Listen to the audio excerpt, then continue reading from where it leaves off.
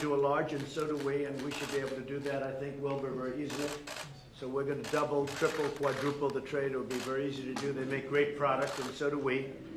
And I was really shocked when I saw the original numbers from last year and the year before and for many years that the trade with Pakistan isn't much greater, but it could be many times the number. So we'll be talking about trade and other things, and it's an honor to be with you. Thank you very much.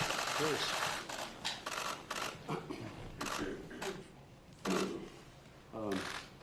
I look forward, Mr. President, to talk to you about, obviously, Afghanistan, which is a big issue for us Pakistanis, because stability in Afghanistan means stability in Pakistan. We also want to talk about all three neighbors, Afghanistan, India, Kashmir, and of course Iran. We will discuss the situation there, because all three neighbors of Pakistan. And he lives in a very friendly neighborhood. I mean, as if there are not already enough challenges. Mr.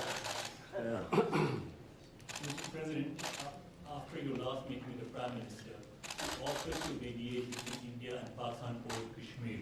And since then, the situation has gotten more complicated, and India continues to deny or accept any mediation. So where does he also stand now, and don't you think It would always stand. If I can help, I would certainly do that. And it will be dependent on both of these gentlemen.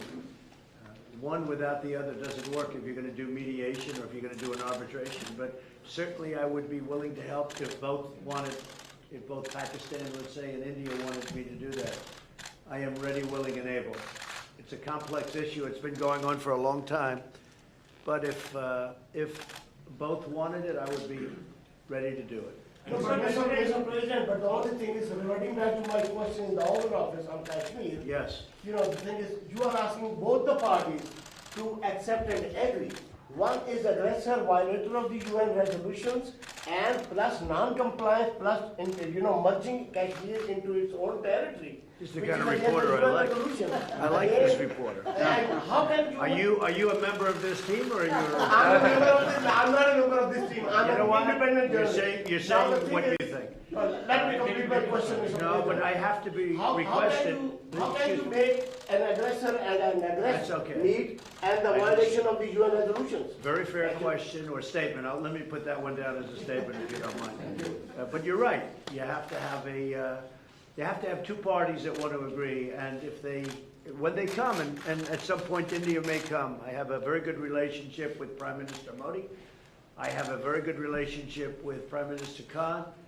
And if at any time they say, we have some points that we think we can maybe iron out, I think I'd be an extremely good arbitrator. I've done it before, believe it or not, and I've never failed as an arbitrator. I've been asked to arbitrate disputes, pretty big ones from friends, and I've done it in a good, successful fashion. If I can be of help, you know that. If I can be of help, let me know. But you'd have to have the assent also from the other side. Mr. President, Mr. President Johnson has now called for a new deal, just momentarily for a new Iran deal.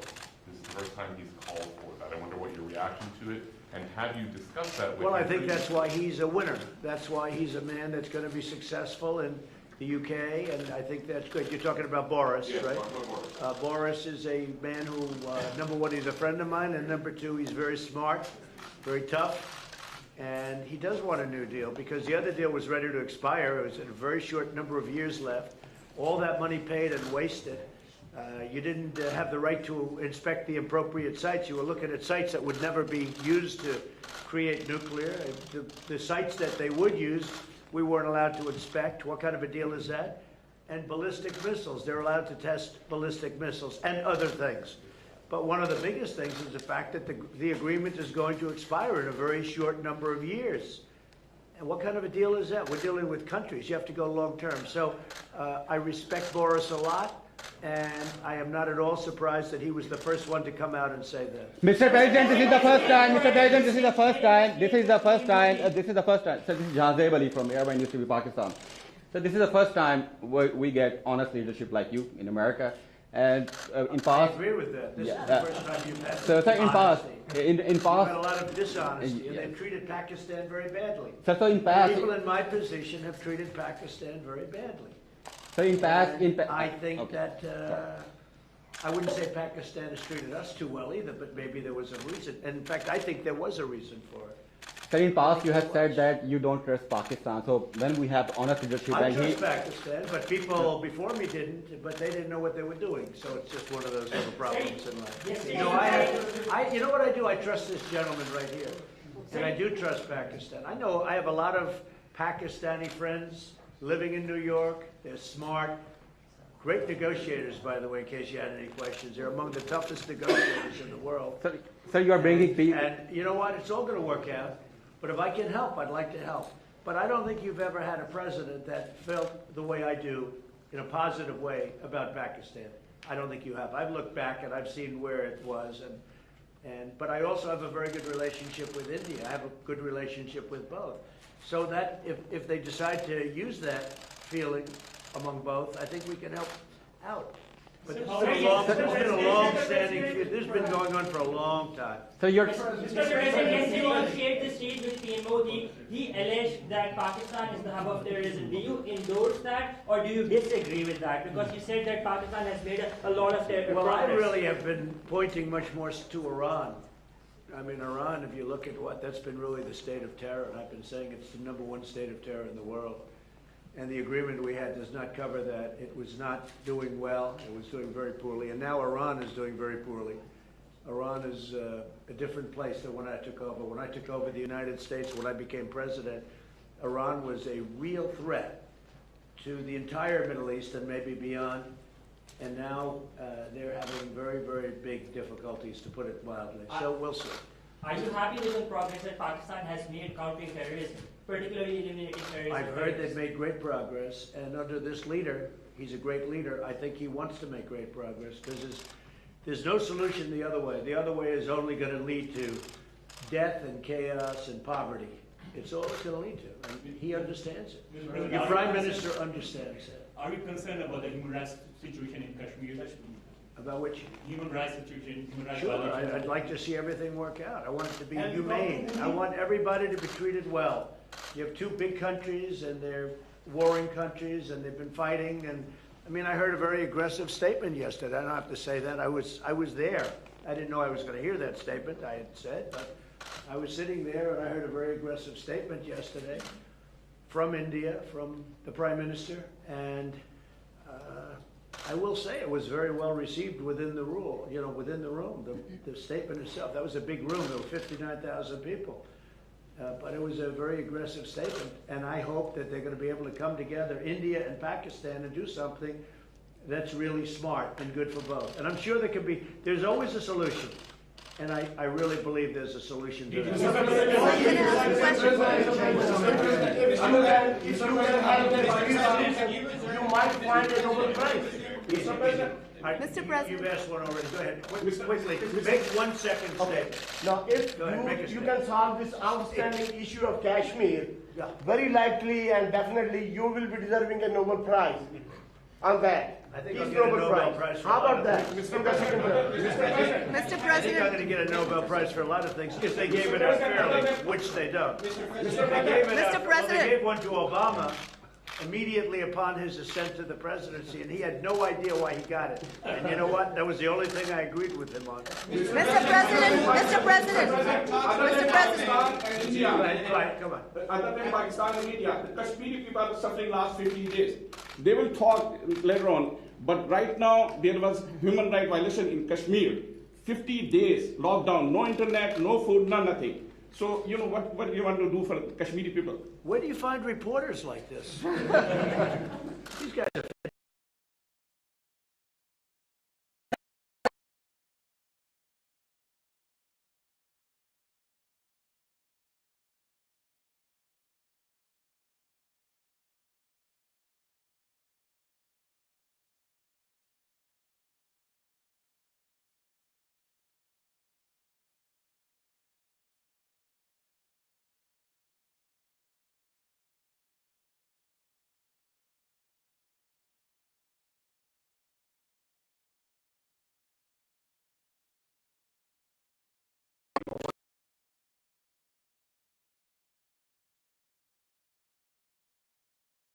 little strength, they thought. They went in with weakness, and I canceled everything. We have hit them harder in the last 2 weeks than we've ever hit them before. When do you think Mr. talks could resume again, sir?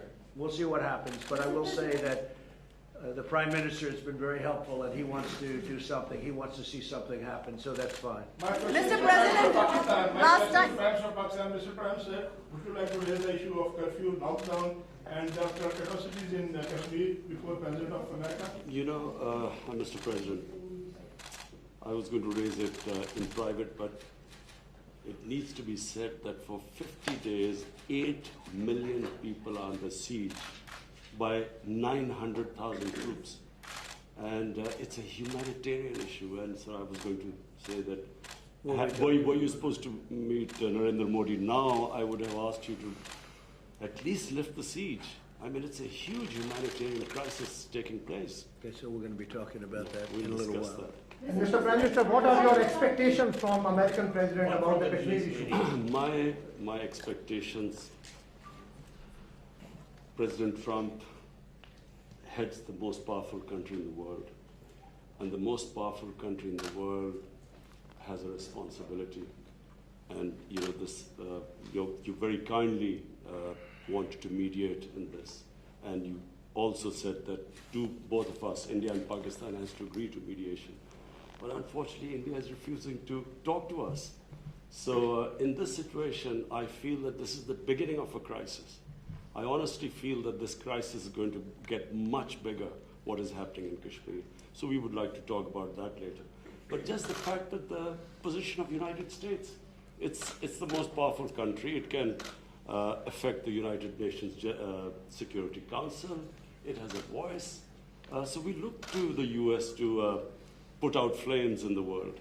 Are you I will say this, look, out of my respect for your Prime Minister, I will say that many countries wanted to meet with me and us, the United States, during this very short 3-day period, and we were unable to meet with many of them. One of the countries I wanted to meet with was Pakistan and your Prime Minister, and it's an honor to be here with you. And I think you should let us start talking now, because but I do appreciate there's a tremendous spirit from your press. I don't see that with us. They want to always tear our country down, and with your press, it's really, they would like to see something positive for your country. And I will tell you this, you have a great leader. And he's a good man, he's a nice man, happens to be a great athlete, not that that matters, but it's always nice. You are a great leader too, sir. We love you. Thank you very much. You take care of yourselves. Thank you very much. Thank you, sir. Thank you. Everybody. Thank you very much. This way, guys. Thank you. Very much.